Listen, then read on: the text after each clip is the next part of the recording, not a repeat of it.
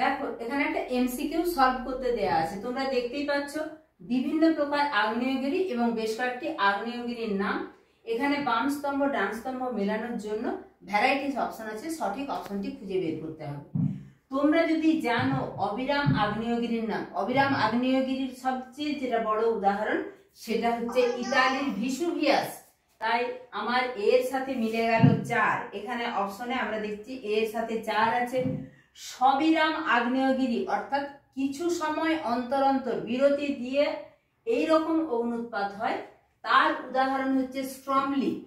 এই রকম এই যে স্ট্রমলি বিগত প্রায় 2000 বছর ধরে অগ্নুৎপাত ঘটাচ্ছে এবং এখানকার যে অগ্নুৎপাত সেখান থেকে নির্গত গ্যাস লাভা জ্বলে রাতের আকাশকে পর্যন্ত আলোকিত করে।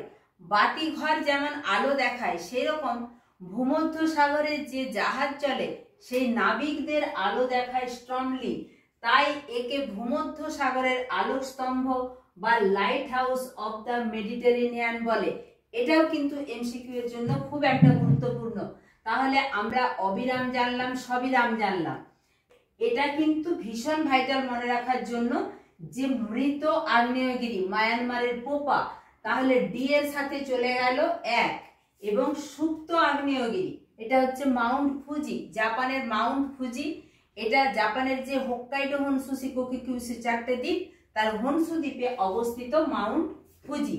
তার মানে কি দাঁড়ালো, এখানে অবিরামের উদাহরণ ভিসুভিয়াস, সবিরামের উদাহরণ স্ট্রমলি, সুপ্ত আগ্নেয়গিরি মাউন্ট ফুজি, মৃত আগ্নেয়গিরি মাউন্ট পোপো। আমরা যদি অপশনে দেখি তাহলে সি হচ্ছে সঠিক উত্তর।